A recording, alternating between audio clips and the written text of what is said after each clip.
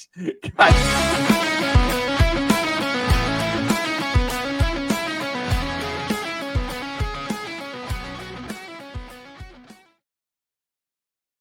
What is up, brother? Happy to be back, kind of, sort of, for another episode of the Blind Pig Podcast, courtesy of bgobsession.com. As always, if you've been here before, hook us up with a like, share, and a follow. If you're new to us, please catch us on all major socials, all audio podcast platforms, youtube.com, and, of course, at the mothership, bgobsession.com, where we have a lot of cool stuff going on. Game day chat, which is, just nothing but rainbows and butterflies at this point, and bunch of different other fun conversations going on as we break down our beloved burgundy and gold. So, yep, Bob and I figured we would jump on here together. We would run down a little bit, put something on paper for this week, even though there's not too much fun to talk about. But you shared your feelings pre me hitting the record button about where the season has gone to. So, if you're new to the Blind Pig, I will also say the Blind Pig is another name for Speak Easy. So it's just a couple of guys sitting around drinking, talking football, which is what we're doing now. We're pouring doubles and triples right after that game, 31-0, which was rough. But I am curious. We didn't want to do this on Monday. I'm curious. What it's been a couple days. Where's your headspace on that game? Well, first of all, I'll take it on the chin because last week I was pretty confident that we would go into Minnesota and do the thing, right? I was not confident that we would do great stuff for the rest of the season, but Minnesota seemed ripe for the picking, especially bringing McCarthy back. And the team imploded. I mean, there's just really no way around it. And if you've listened to Dan Quinn this week, even Dan Quinn isn't trying to snow anybody, right? I would love to know what happened because I kind of agree with Sam Cosmi. I heard his interview from the locker room earlier this week, where he said, "Look, I was here in 2023. I know what a team looks like when they've quit on the coach, and this team hasn't quit on the coach. We love the coach, we respect the coach, we want to do everything for the coach." I don't know what happened on Sunday. I was not graced with the game here in Dallas. So I was watching whatever game they were showing, and in all honesty, I'm so shell-shocked from what happened to us because I had us up on Gamecast on the other monitor here while I was watching something else and piddling around with some things, and I just watched the wheels come off through Gamecast, and I can't explain it. I felt really good right up to the point that we went 4 and out on fourth and goal at the 1, fourth and goal at the 2, whatever it was, that first drive. And we went 4 and out, and I went, oh, well, all right, we'll come back and do this again. It's okay. And then we never got there again. I'm still not a guy that plays for draft position. I hate that. I don't get me wrong. After the last game of the season, I'll be excited about wherever we're drafting, but until that point in time, I'm not excited about the draft. I don't want to talk about the draft much. And I don't want to. I want to win. I got a taste for it last year after 30 years of dysfunction. I got a taste for it, and I want to win. And I don't care that it screws up our draft position. I know that there are a lot of people out there in radio land, for lack of a better term, listening to this going, Bob's lost his collective marbles. But I don't know. I want to win. And I want to win now, not next season. Yes, I want to win next season, but I don't want to wait till next season, I guess is what I'm saying. The Minnesota game was embarrassing. And here's my real concern, Derek, and I'm sure that you've probably got this in the back of your head if it's not written down on a piece of paper in front of you somewhere. This is the, 5th or 6th double-digit loss of the season for this team? Mm-hmm. That's hard to do in the NFL. I'm not one of these. I was not on the this is one of the worst seasons we've had in forever bandwagon 3 weeks ago. Sadly, I think I might be now. I mean, we're not even talking about our fifth, sixth thing in double digits. We're talking about by 20 points or more, right? How many times have we lost by Yeah, 20 I believe points? you're. Yeah, I believe you're right. You know, that's hard. It's hard to do in the NFL. There is such parity across the board in this league that it is tough to lose that many games by that many points in one season. So now I begin to wonder if the team is all right. We've got a lot of injuries, and I'm not going to sugarcoat that, but is this an epically bad team, Derek? So I'm going to argue the other direction. You say it's Good, hard to because this would lose be a five. lousy podcast if you weren't. You say it's hard to lose 5 or 6 games by double digits. When I would say honestly, I don't think it's that hard. And the reason why I say that is because I think the differences between winning a game and losing a game are can usually come down to 2 or 3 plays. And I'm not saying these three plays are the difference between losing 21-3 and being tied. But what I'm saying is, and I put a post on the board literally this past or before, I think it was just before the game actually. If you're looking at like the game against Dallas, right? Um, we go down, we score with less than a minute to go to make it 20-15 right before halftime. Yep. There's 45 seconds left on the clock. Then there's an absolute stunner of a catch made by Pickens on the side. I don't care what anybody says. Lattimore was in good position. It was a He was. perfect throw.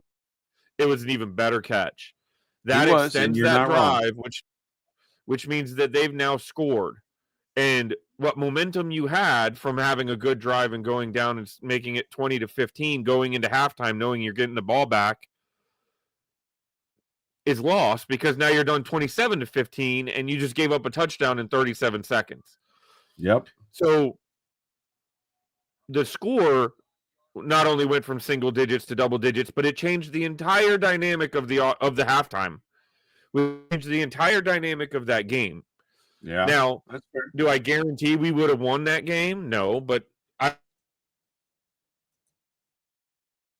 I can at least tell you I'm pretty damn confident we would have been a hell of a lot more competitive in the second half had that drive not happened. And maybe Yeah, that's that's not fair. a 20-point loss or a double-digit loss anymore. Okay, Yeah. so there's a lot of things that I see that it's the game against Kansas City. That first half Yeah. was some of the best football we have seen out of this football team on defense this entire season. You're not wrong. And then Patrick Mahomes decided to Patrick Mahomes it. And so I don't think it's that hard anymore to lose by that much because so much can swing. Now, the talent level is so much higher, so you have to believe that you're not going to get blown out like that. But, I mean, Dan Quinn, this was his third game calling the defense, and the defense had an absolutely atrocious game. I'm not going to sit here and act like they didn't. Something was off here. But this was if we're just looking at the last 3 weeks with Dan Quinn running the defense, this was out of the character. The first and Yeah. second week of him play calling, the defense looked more prepared. They were flying to the ball. They were doing a lot more things. This past week, something was off, and I'm not sure what it was, and maybe it's because they got too high, they got too confident. I don't know, Let but it me was let, it was odd. let me float a theory about that because I have been thinking about it, and I've also been listening to some people, and I'm going to be honest and tell you that some of this I stole directly from John Keim. Props where props are It's due, not a right? bad one to steal from. No, but the first part of this is my thought. The second part of this is Keim's thought. The first part is when we played Miami, nobody had film on a defense being called by Dan Quinn in 2 years, and no film on a Dan Quinn defense with this player personnel. Now we've got 2 games, including one against a pretty solid Denver offense from last week. And so they've got to, and so, hey, Kevin O'Connell is no slouch, right? He used to be here in Washington. We know what O'Connell can do. Some of us wish O'Connell had been elevated, had been hung on to by one Ron Rivera, right? I mean, he was my choice for offensive coordinator under Rivera, and Rivera decided to cut him free and let him go do something else. And all he's doing is some pretty solid work in Minnesota. So, O'Connell's pretty solid, and he'll figure it out. He's got 120 minutes worth of game film to look at on a Dan Quinn called defense. Here's the second thing, and this is what comes from Keim. We're down to corners that play zone, not man. They're not man corners. The second part of the Keim thought that really got me thinking is one of Quinn's primary directives when he took this over was we want to simplify the defense. Well, when you simplify the defense, you make it harder to disguise what you're doing when you're playing zone. There are fewer zone coverages that you're going to play because by default, if you're simplifying, you're taking things out of the playbook. You can't play man because your best man corners are on IR at this point in time. So everybody knows you're probably going to play zone. You've simplified the playbook, which means instead of having 6, 7, 8 different zone coverages that you could play, maybe you've only got 3 left in the playbook at this point in time. Harder to disguise, even against a rookie cornerback. Keim's comment was, it felt like McCarthy had the answers to the exam all game long. Well, maybe 2 weeks of film and a simplified game plan gives you the answers to the exam. But that doesn't explain the offense. So I'm glad you brought up the offense, and I've been struggling to figure that out. I think honestly, I think that there was an active push to Jaden to protect himself because it seemed like and I wonder if he wasn't thinking too much about it, and I wonder if it wasn't similar to last year. He had a couple down games last year when he was suffering from that. He had a broken rib. After that Chicago game, there were some other games that he played where he did not look 100%. And he looked like he was thinking a little bit too much. And he was trying to, so I'm wondering if that's not part of it. Now, I'm not saying he shouldn't have played. I absolutely think he should have played. I still think that he should play because he's still a second-year quarterback, and he is still getting reps, and he is still developing. And if we don't think he's going to be able to make it through this 4 games healthy, why would we? Well, and I guess now I just saw a minute ago that Quinn has been advised by the doctors to not play him, even though there was no structural damage. So it looks like this is probably going to be Mariota, but this still, week anyway. if Jaden is healthy enough to play and he's cleared by the doctors that they've deemed that the injury is not sufficient enough or it's not significant enough, to create some other issues, he should be out there because him being able to develop and learn as a quarterback is as important as wins and losses right now. In fact, it's more important. My personal opinion is if Jaden can go out there in the last 3 games of the season, get his the legs back under him, get his confidence back, go out, light things up, and we win those 3 games, I don't think that's necessarily a bad thing, even though it would negatively affect our draft status if it means that he's developing. Now, if we trot Mariota out there and we're playing a bunch of old heads and we beat we end up scoring a touchdown and we go for 2 with 1 second or something. It's just like, come on, really? Like, let's make some decisions here. But it's more important to me. Wins and losses are not my priority anymore. It's the development. If Jaden is developing, if Traylon Burks is developing, if Connerly continues to develop, if McGee's developing, if Sanders still gets back to his game, if there's all these other things going on that end up being positive things because they're successful and we happen to win football games, I don't think that that's necessarily a bad thing. I don't think it's a bad thing, even if we're losing football games, especially if we can lose by less than 31. Right. You know, I I'm kind of I'm in the same camp. You know, he should be playing as much as he can possibly play. I love the comment by one of the guys on the board. I get throw some love at Maskins fan who played D1 football. D1, well, he played what he played. He played D1 double A back in the day. It was referred to as, what do you call it? At the time, D1 FCS, right, is what he played in college. He suffered from a number of what he was saying is he had multiple hyperextensions of joints. It's just the way he's built. And so he would suffer from a hyperextension on a fairly regular basis. If there's no ligament damage and no bone damage, a hyperextension isn't actually that big a deal, except when you land on it or get hit on it again. Then it just hurts like a son of a bitch. And his interpretation of what he saw on Sunday was Jaden landed on a joint that had been recently hyperextended. And while it probably didn't cause any additional damage, it didn't injure him in any new way. It just hurt like all hell. And that's right. consistent with his experience. He said he would take a breather, take a couple of plays off, go back and do it again, right? And if that's the case, now, I'm going to bow to the doctors. If the doctors are telling Quinn that Jaden shouldn't be in the ball game, then hey, Jaden shouldn't be in the ball game. Don't ever go against, the medical advice of the professionals that you pay to give you their expert opinion. Because while a significant part of our country seems to have decided that expertise doesn't matter, I don't count myself among those people. I want the smartest, most informed opinions advising me on what to do. And if I'm Dan Quinn today and the doctors say don't play him, then don't play him.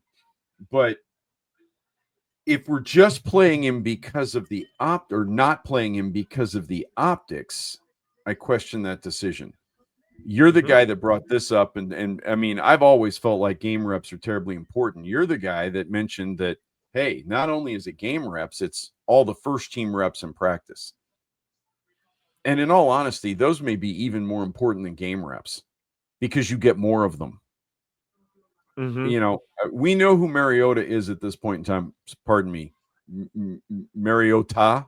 Is that the way we're calling that now? I think Marcus has set the record straight, so it's Mariota or something similar to that. I'm screwing it up, although I listened to enough Collinsworth, I should be able to get it right. These guys should be playing. Here's the thing. Zach Ertz is now going to be out for the next 3 games. This is an opportunity for Jaden Daniels to play with Ben Sennett and figure out whether Samuels to Sennett is going to be something that's going to work for us longer term, or whether we need to be looking for a tight end either in the draft or in free agency next year. Because Ertz has been a massive part of this offense for the last year and a half. And at 35 years of age, I can't believe that the odds are in his favor for coming back off an ACL. You've got to think that as sad as it is, and believe me, it is absolutely sad, and I hate it for the man. You've got to believe that may very well probably was his last play on an NFL field in an NFL uniform. So if I'm thinking about the team, now I got to figure out whether Sennett's the guy. If Sennett's not the guy, is Yankoff the guy? If I don't, or do I not have the guy on the roster? Because tight end's been a huge part of the Kingsbury offense for 17 plus 13. I don't know. What is that? 30 games? For 30 games now, that's been a huge part of our offense. And Jaden obviously plays a more comfortable game when he's got that tight end out there available. So is this the guy or not the guy? Do I need a guy? How do you know that if your quarterback's not playing? I think I'm not sure about this. I'm guessing off the top of my head. Feels like Sennett's caught more passes from Mariota than he has Daniels. I'd have to go back and look that up. But I know his touchdown came from Mariota. So Yeah. Yeah, back to Ertz, man, that is tough. I was just I don't want to move on totally yet without saying, he has been a big part of this team. I was critical of him last week, making the joke that he's good for one bonehead play a week. But what I didn't say last week, and I probably should have mentioned also, was he had like 8 catches for like 116 yards or something and a touchdown. So, yeah, um, the guy, is he past his prime? Yes, absolutely. I don't think anybody would argue that somebody at 35 years old is no longer in their prime. Was he also probably the best tight end we've had here since, I don't know, Cooley. Cooley? Like, Well, I mean, I don't know. Jordan Reed was a better tight end, but the injuries. Yeah, Reed was so unavailable. Right. Yeah, no, I'm with you. I mean, I just I think Ertz was the right guy at the right time. If I have a complaint, it's not with Ertz, it's with the fact that we didn't sprinkle in enough Ben Sennett in the whole process to have a clue over 30 games whether or not this guy can play NFL ball. And now we've got a significant portion of the fan base openly referring to him as a bust. One of the more respected members on the board just flat out said he doesn't believe Kingsbury's comments in the presser last week about, hey, Sennett's doing everything we want him to do in practice. He's just behind a future Hall of Fame tight end. And let's face it, Right. Ertz is probably a Hall of Fame tight end. I mean, if this was his last play, he's going to finish like number 5 on the Yeah, all-time he receiving list for tight ends. yep, he just took over 5th, literally against Denver. Yeah. I mean,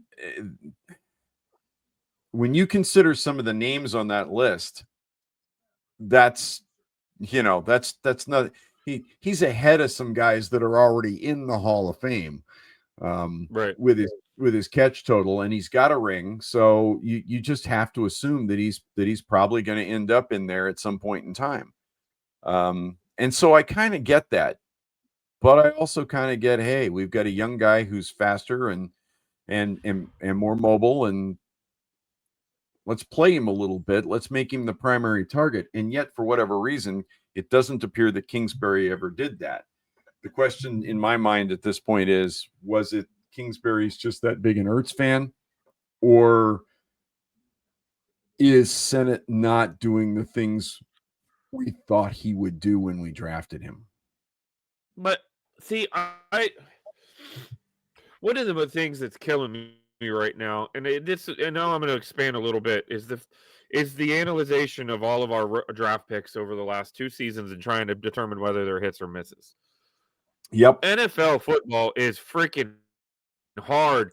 You know who's having their best year as a professional right now? Chase Young. Should we have held on to, like, it takes time, especially, you know what I'm saying? Like, this is nobody's going to draft day 1 starters rounds 1 through 7 in the draft and then have pro bowlers. It's just not how teams are built. Nobody does it. Right. Some guys are better at decision making and analyzing, but Ben Sinnott might not even scratch his true ability until year 3 or 4.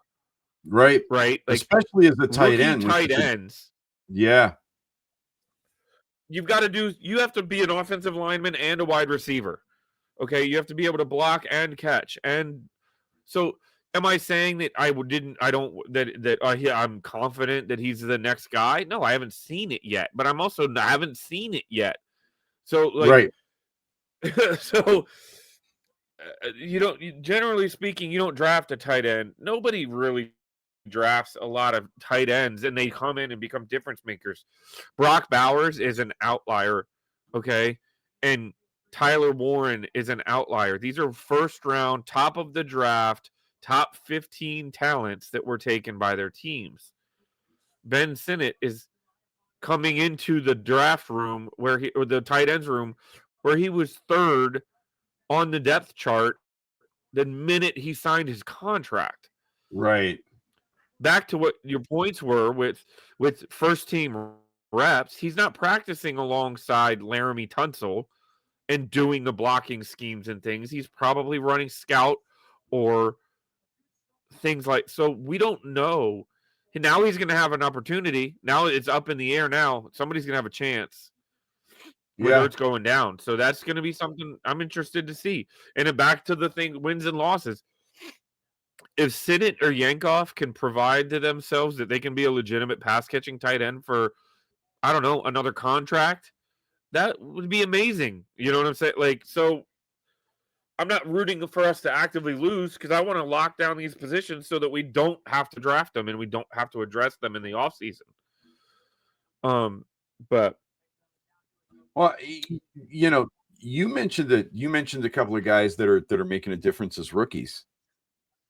I'd like to point out that Kyle Pitts was drafted by Atlanta in the top 10 4 years ago. Largely And a disappointment. he is really just now this year starting to look like a legitimate NFL tight end, and yet he was a top 10 draft pick. So guys that are screaming about Senate, it's a different game in the pro world. And it's not even like Senate played SEC football where like Bowers did, right? Bowers was playing SEC football. He's probably more of a comparison with Pitts, who came out of Pittsburgh? Yeah, he played for Pitt, didn't he? Or Penn State? I think Which you're right. was it? I think it was Pitt. It might have. Yeah. No, Florida. Kyle Pitts played at Florida. Did he really? Yeah. Oh, he did. Yeah. Oh my gosh! Where did I get Pittsburgh from? I don't know. Anyway, I don't know. But still, now, to that point, admittedly, and I'm going to SEC. Yeah, I don't know. You did play in the SEC, so I don't know. I'm going to throw this out there because it's public, and I want everybody to understand. I mean, I am a bit of a homer, and I do err on the side of protecting our guys. I freely admit that. I want to see the guys we draft succeed. But, to throw out another example of one of those guys that just seemed to take a little while to get it and drafted in the 7th round, our starting left guard at the moment, who's one of the best pass blocking left guards in the league right now. Granted, Chris Paul's having his problems when it comes to run blocking at the moment. But as far as pass blocking is concerned, he is getting amazing grades every single week without considering the fact that he was a 7th round draft pick. And he's starting ahead of the guy that everybody in every scouting department in the NFL thought was going to be a guard in Brandon Coleman. And Coleman's playing better at tackle when he gets in the game than he does at guard. So this is not an exact science, kids. And if you're writing guys off after 2 years, I think you're writing guys off way too early. Here's another example for you who will miss the rest of the season after an ACL injury on Sunday. Daniel Jones. Every Washington fan in the world would have sworn to you that Daniel Jones only played well against our franchise. Right. Every other team he played benefited from the Daniel Jones factor until he got to Indianapolis. And then all of a sudden he turned into an amazing quarterback who was having arguably an all-pro season or at the very least a Pro Bowl season up to the point that he got injured on Sunday. And I know this because he was on my fantasy team and winning me games. So now I'm looking for a quarterback. The other thing that I think people need to realize is that, and I say this all the time, it's not Madden. He's not graded at an 80 and he's going to play with a 69 with a 7 and an 89 speed everywhere. Look at Sam Darnold. Right. Sam Darnold was a 1st round pick, arguably deemed to be a bust. You think we have quarterback purgatory? We never invested in it. The Jets keep letting them go out the building, and they get better when they leave. At least ours still suck when they go somewhere else. Like, I mean, Well, a guy who was on that same trash heap playing in Tampa now. Baker Mayfield. Baker Mayfield, the league was basically done with Baker. He Yep. he played for 3 different teams in one season, didn't he? I mean, between LA Uh, and yeah. I think he Yeah. started the preseason on the Cleveland roster, got traded somewhere, then released, then went to the Rams, Yep. and now he's in And the played like MVP. 4 games there and looked like he does now. Yeah. Yeah, and I I don't know if he's still in the talk for league MVP, but I know that at the mid-season mark, he was considered one of the front runners for the MVP award. So this is not a league where are there guys that come in and light the place up like Jaden Daniels did last year? Yeah, obviously Jaden Daniels did it. Although I would argue that Jaden hasn't looked like Jaden all season long. I don't think it's because he can't play. I think it's because perhaps there was an expectation.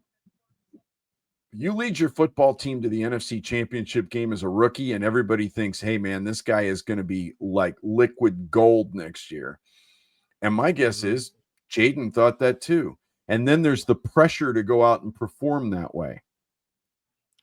It feels like he's been in his own head all season long. But that's just me. And You're obviously, not I wrong. don't know the kid, never met the kid. I haven't even been in the same zip code with that kid at the same time, as far as I know. So, Right. Well, I don't know if we really need to get too much into predictions and stuff with the Giants. The Giants are not a good football team right now. We're actually still ahead of them in the division. I will say that they are playing a little bit better football than we have, but then again, I will say that we have had our ups and downs also. I think this is going to be an NFC East clash. It's going to be one of those weird ones. yep. I could see there. I think anything's on the table. I could see us winning by. I could see us hanging 35 on them and winning by 2 touchdowns. I could see them doing it to us, or I could see a field goal. This thing coming down to a field goal or a 2-point conversion at the end. Like, I think this one's going to be weird. I hope we can. Jackson Dart. I don't know what they're going to do with him because you think ours reckless? Watch him play football. Yeah. Like, Yeah. so He makes Jaden look conservative. right. No, he's built different, but still, I wonder what his future is going to hold. But I'm I don't write us off, but I'm not super confident either. I'd be more confident if this game were in Washington, but it's in New York. And to quote our buddy John, New York has just been a house of horrors for us forever. It just feels like some teams in the NFL have other teams' numbers, and the Giants are the team that hold our number for whatever reason. Even more so than the Cowboys. Now if But there's a see, team in the division that's suffering from injuries as bad as ours, it may be New York. I mean, starting running back, starting wide receiver. Good grief. And they're working with an itinerant or an interim coaching staff, because you can bet every single one of those guys is polishing their resume for next season. right After Dayball got let go. So I don't know. now, we do. We've won the last 3 against the Giants, right? Yep. And we beat them 21-6 earlier this year. Yep. I know it doesn't mean anything. No, it doesn't. It doesn't. But I guess let's finish this up. like I said, I don't know that we need to really do too much prediction wise, but um, what what are you looking for now? We've got a month left. I think obviously the draft is starting to happen. Draft talk is starting to happen, I should say. Some of the analysis, college football playoff getting started. Michigan, by the way, just fired their head coach. If you didn't see that, Yeah, breaking news. saw that. Uh, yeah, don't mess around and get a staffer pregnant and then look like an idiot and then get arrested and then all that stuff. But I don't know about you personally. I think we talk about it every time. We'll see some more from the young guys, but I think one thing that we have not talked about much is the running back room. I am really curious to see because all Chris Rodriguez and McNichols have done when asked to run the football is run the football and do and kind of be pretty good, be decent at it. Merritt's kind of Yeah. fallen back. Those other two guys seem like they've got some extra juice. Yep. So I'll be curious to see what happens in that because if I'm not mistaken, both of those guys are free agents. I think one of them's a restricted, the other one's an unrestricted. But that's going to be kind of a weird. That's going to be an interesting position group to watch coming into this offseason and how we address that.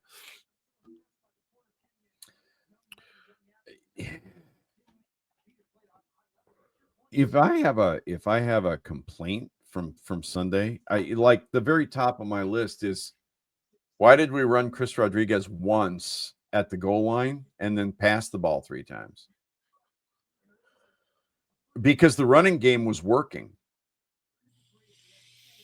So why not stay with it? I think first of all, Rodriguez is benefiting a little bit from the fact that he's now been in the league 3 years, 4 years, whatever it is, right? So, but I think for whatever reason he is more decisive than Bill. I don't think he has more talent than Bill does. I think Krosky Merritt is probably the most talented guy in the room when it comes to pure athletic ability. And I'm not sure there's a position in the league that benefits more from athletic ability than running back. Just look at Bijan Robinson. Mm-hmm. The dude's a freak athlete. And I think Krosky Merritt is probably the best athlete in our running room, but I also think he's the most inexperienced, especially when you factor that he played 1 game last year at Arizona. That was it. So it's not like he's got a tremendous amount of experience even in college over the last couple of years. Right this minute, I would re-sign Rodriguez. I'd re-sign McNichol. I'd keep both of them. Yeah, me too, if I could. I think Rodriguez has earned a place. McNichol has absolutely earned a place. All the guy does is make plays when he's given the opportunity. That's it. It just feels like he never makes a mistake with the football in his hand.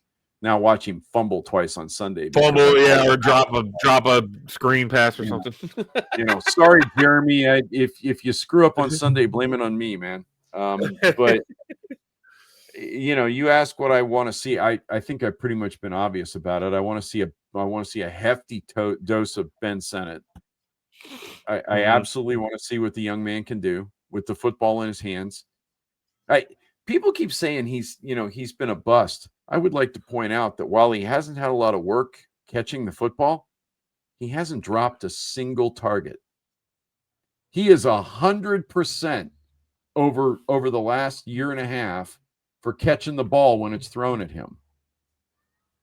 Granted, it's only like 11 for 11 targets or something, but how many guys go 11 for 11? There aren't a lot. That doesn't happen every day in the NFL.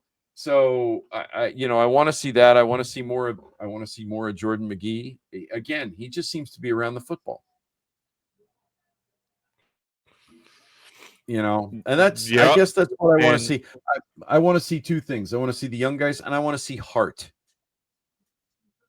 I want to know that the football team has not checked out to go to the beach, and they're not going to do that until after the season is over.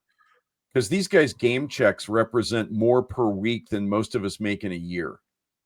Even the cheaper guys on the team make more per week than most of us make in a year. Right. So show up for work. Please. I mean, that's all I ask. I don't think 31-0 is indicative of this football team. I think 31-0 was an aberration, even though we've lost some games by big scores this year.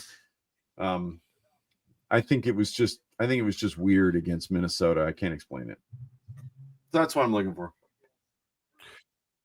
Yeah, I agree with you. The other thing that I'm really hoping, fingers crossed, I want to see Treylon Burks establish himself as our number 2 receiver. I think that would be I think he awesome. could. I think he's got an opportunity to make himself some money this offseason here because there's that room's wide open at this point.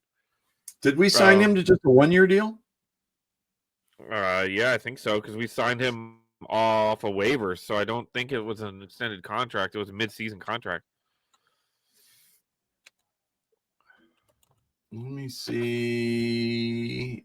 Hang on, I'll look it up. But if we picked him up off waivers, doesn't that mean we picked up his rookie contract? Well, we picked up whatever was remaining, yeah. So he got because the 5th year option. He was in his 5th year. No, was he? Yeah, because I was just looking. He was drafted in 22. So that's 22, 23, 24, 25. No, wait, maybe you're right. Hang on. I got it. I'm pulling him up on Spot Track right now. Yeah, he signed a 1-year, $1.1 million contract. Yep. Oh yeah, because his rookie deal ran out this year with Tennessee because they didn't pick up the 5th year option. No, but I did. But see, I think the weird thing is that I think there is something written that a 5th year option or the 5th year is only available to the drafting team. So even if the drafting team correct. Picks it up, you're right, and doesn't keep him, then the 5th year is gone. There's, you know what I'm saying? Like, right. No, I think you're right. So, but I think he's 3-year deal. He's clearly making his way into that locker room. I think he has a great opportunity to establish himself as a starting level wide receiver here, because there's opportunities here that he doesn't get everywhere else. And I mean, Terry McLaurin against Denver reminded us why we love Terry McLaurin. If we can see that every week, that'd be great. I think there's other questions there, but you talk about if things shake out a certain way and you've got Burks establishes himself as the outside guy, you've got McCaffrey coming back as your slot guy. If you bring back Debo as a rotational guy, depending on what he wants to do, and if Terry's healthy and then you draft the guy, now your wide receiver room goes from, being a serious question mark to you looking at it with some serious, a raised eyebrow going into the next offseason or the next season. One other thing before we say bye, I don't know if you heard this. Did you hear from Von Miller? No. Von Miller has a podcast, and he said he's got unfinished business. They asked him about this season. He said he basically said, I want to run it back, but not only do I want to run it back, I want to run it back here. Let me see if I can pull this exact quote up because there was a bunch of people talking about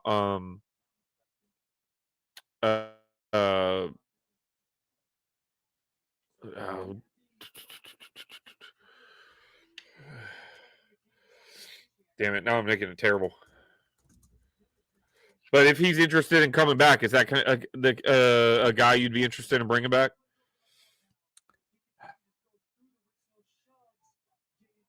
He hasn't had the sack numbers that I was hoping he was going to have. But he's the guy applying a significant amount of the pressure. I think his season would have been different if Dorrance Armstrong hadn't gotten hurt. I also think his season would have been a lot different if Dietrich Wise hadn't gotten hurt. If the numbers are right. Did you know that? Good. Did you know that Von Miller now has caught Dorrance Armstrong in sacks, if I'm not mistaken, with 5.5? Yeah, I know, but Dorrance Armstrong did that in half the game, so Well, You yeah, know, but Miller's not no, a no, I mean, here's the question: three-down. did Dorrance Armstrong manage to do that because people were focused on Von Miller? And I don't know Right. the answer to that. Only our defensive coaching staff can figure that out. You know, the guys watching the film who know what they're looking at. I'm not one of them, and I freely admit that. I'm an armchair dude at best. Um, I am still very much in the camp of wanting a defensive wrecking ball in this next draft. I don't have a problem necessarily with bringing Von Miller back. If the numbers are right, it fits well under the cap. He's a good locker room guy, apparently. The team, he likes the team likes him. I don't necessarily have a problem with it. Including, yeah, I'm 100% with you. I would love to have him. His leadership, his mentality. So here's his quote from his podcast. I got to get one more year with the Commanders, bro. Like I know, and I'm quoting it exactly. So like I know we talked about on this show, we talked about having a chance to go to the Seattle Seahawks and the Denver Broncos. I'm going to tell you the truth. F all that. Excuse my language. First year they go to the NFC Championship. Next year we get injured a lot. That third year is where you go, where you like, boom, go to the Super Bowl and do some crazy stuff. So that's the kind of stuff that you listen to from a guy who's been in the lead and seen it and won multiple Super Bowls with multiple teams, by the way. Yeah. No, And he has. and he's looking at this locker room and saying that they're not feeling like they're a bad football or a bad unit. And am I saying they're a bad unit? I think there's room for upgrade, but I also think a lot of fans need to understand. If you look at you have Dorrance Armstrong, Dietrich Wise, Von Miller, Javante Jean Baptiste. Yeah. Insert your edge defender now. You have these guys and you go into the season and you're like, well, okay. But then if you add a stud to that and you move each one of those guys down one peg, that changes Right. the entirety of the position, right? Like same thing with wide receiver. Like if you have Terry Yep. McLaurin and and if theoretically we were to draft, Tate out of Ohio State or the kid out of Arizona State or somebody to be your true alpha number, like, and these guys, like, and now Terry McLaurin is your $30 million number two, number one Uh-huh. A. You know, now your wide receiver room goes from being shallow to being explosive potentially. So I think that's another thing a lot of fans need to realize is that you don't throw away what's the saying? Don't throw away the baby with the bathwater. Correct. Yep. Right. So just because a guy's not a Pro Bowler doesn't mean he can't be the best second or third wide receiver or second or third edge defender on your team and be very effective in that role. And then you're not asking him to be the number one guy. You're asking him to be the number three guy. And that one move takes a guy who's underachieving to being able to overachieve because now he's facing a chipping tight end instead of the starting left tackle for the Giants or the Eagles or the whoever's.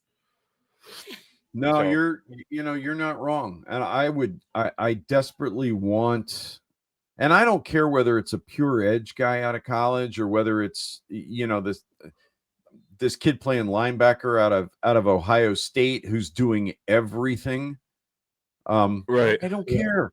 I want a defender that the offense has to account for every single time they come to the line of scrimmage.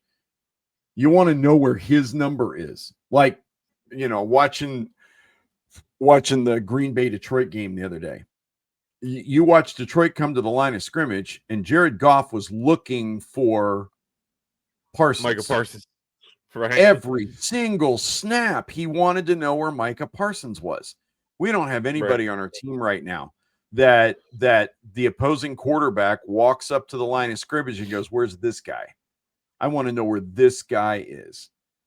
And I think to be a great defense, you have to have that guy. you think about all the really solid or even great defensive units we've had in this, in this city for the last 40 or 50 years, and you had that guy. Sometimes you don't have to look for them. You know where they are, right? I mean, when Right. Dave Butts was here, everybody knew where Dave Butts was going to be. He was perfectly happy for you to know where he was. Dexter Manley, same thing. You knew he was going to be down there facing your left tackle. You knew that's where he was. Darrell Green was always going to be on your best receiver. And I don't know, maybe next year Trey Amos becomes that guy and he's always on the best receiver. But I want somebody in the middle that the offensive line and the quarterback have to account for in every single snap, and want to know, is he rushing? Is he blitzing? What's he doing right now? Because he has to be neutralized or he's going to blow this play up. And not And we only don't. that, you've got to take two people at all times Right. to occupy him. Right. And there's like, he's lined up over the guard. That means that the center needs to chip. That means that the right guard is going to be one-on-one.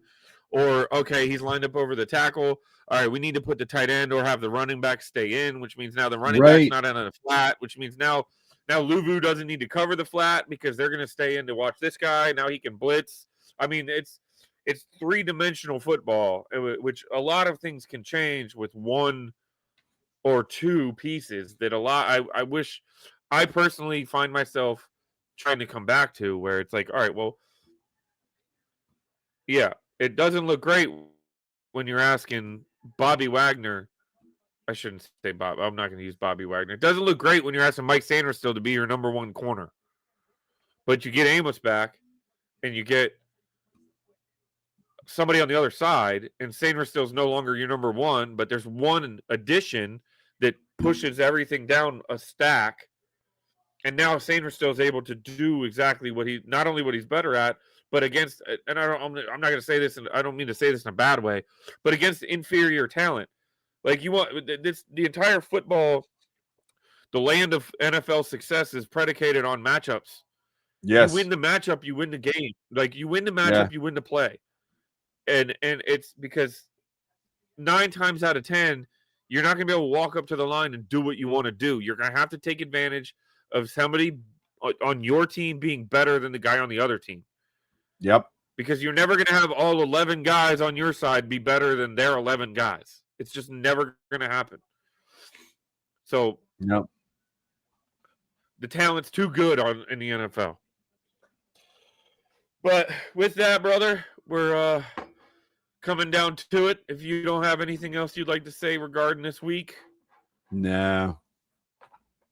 It'll be I'd be lying to say it's going to be fun to watch. Actually, it could be fun. I don't know. I'll be at work, but I'll be watching. I know you'll be watching every game the rest of this year, so there's no turning back now. So no. If y'all made it this far, brother Bob and I want to say thank you. We appreciate you. Hook us up with all the likes, the shares, the follows. Come catch us at bgobsession.com. And brother, we're going to sign this off a little different. I'll say cheers. We're getting down to the end of the season. Cheers. Have a good night, brother. Cheers. You too. Bye.